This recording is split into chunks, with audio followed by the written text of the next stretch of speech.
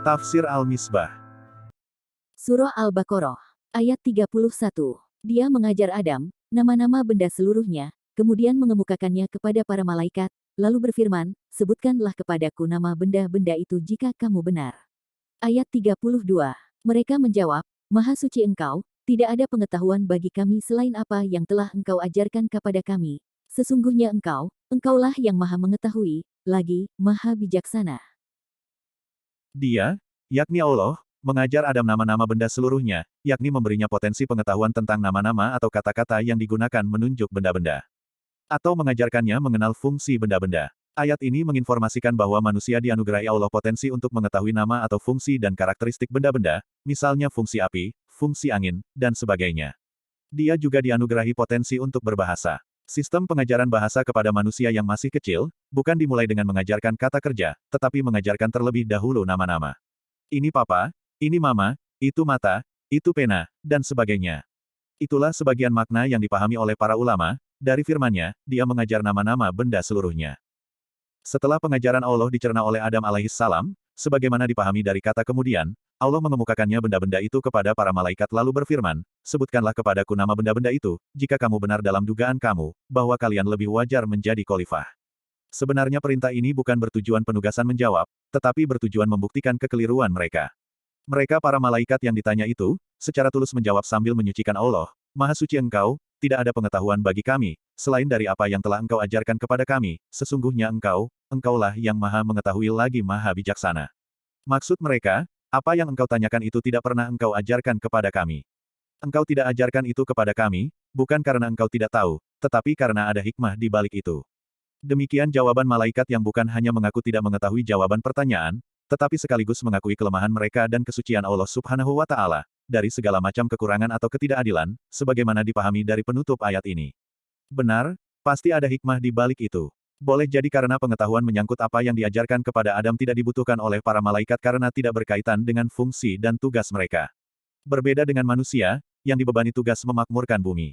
Jawaban para malaikat, sesungguhnya engkau maha mengetahui lagi maha bijaksana, juga mengandung makna bahwa, sumber pengetahuan adalah Allah Subhanahu wa Ta'ala. Dia juga mengetahui segala sesuatu termasuk siapa yang wajar menjadi khalifah, dan dia maha bijaksana dalam segala tindakannya, termasuk menetapkan makhluk itu sebagai khalifah.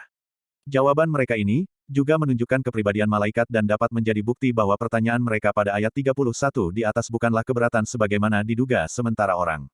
Bagi ulama-ulama yang memahami pengajaran nama-nama kepada Adam alaihissalam dalam arti mengajarkan kata-kata, di antara mereka ada yang berpendapat bahwa, kepada beliau dipaparkan benda-benda itu, dan pada saat yang sama beliau mendengar suara yang menyebut nama benda yang dipaparkan itu. Ada juga yang berpendapat bahwa Allah mengilhamkan kepada Adam alaihissalam, nama benda itu pada saat dipaparkannya, sehingga beliau memiliki kemampuan untuk memberi kepada masing-masing benda, nama-nama yang membedakannya dari benda-benda yang lain. Pendapat ini lebih baik dari pendapat pertama. Ia pun tercakup oleh kata mengajar karena mengajar tidak selalu dalam bentuk mendiktekan sesuatu atau menyampaikan suatu kata atau idea, tetapi dapat juga dalam arti, mengasah potensi yang dimiliki peserta didik, sehingga pada akhirnya potensi itu terasah dan dapat melahirkan aneka pengetahuan. Apapun makna penggalan ayat ini, namun yang jelas, salah satu keistimewaan manusia adalah kemampuannya mengekspresikan apa yang terlintas dalam benaknya, serta kemampuannya menangkap bahasa, sehingga ini mengantarnya mengetahui. Di sisi lain, kemampuan manusia merumuskan idea dan memberi nama bagi segala sesuatu, merupakan langkah menuju terciptanya manusia berpengetahuan, dan lahirnya ilmu pengetahuan.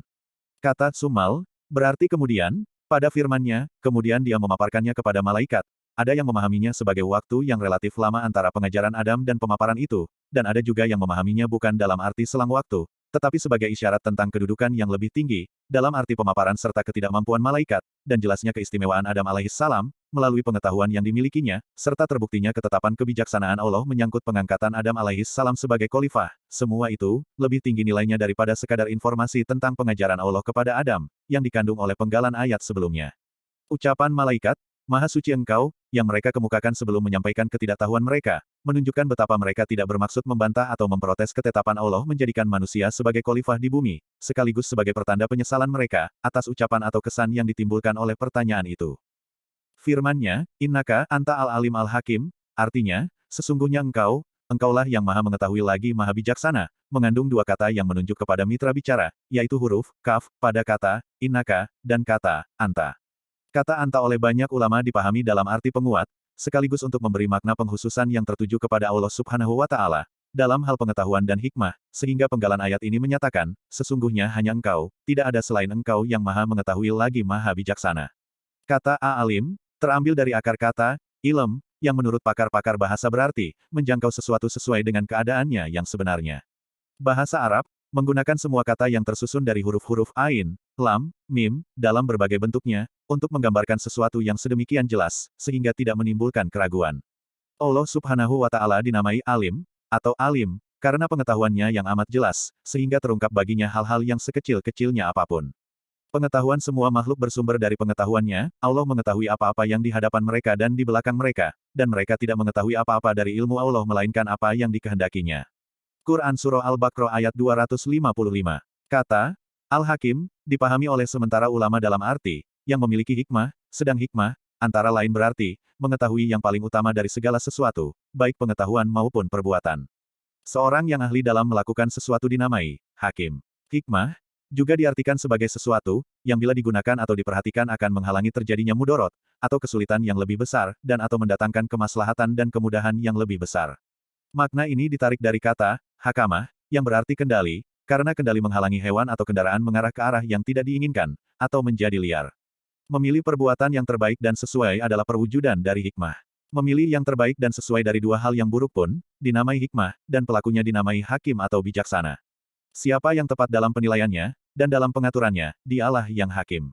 Pakar tafsir, Al-Bikoi, menggarisbawahi bahwa, Al-Hakim harus yakin sepenuhnya tentang pengetahuan dan tindakan yang diambilnya, sehingga dia akan tampil dengan penuh percaya diri, tidak berbicara dengan ragu, atau kira-kira, dan tidak pula melakukan sesuatu dengan coba-coba.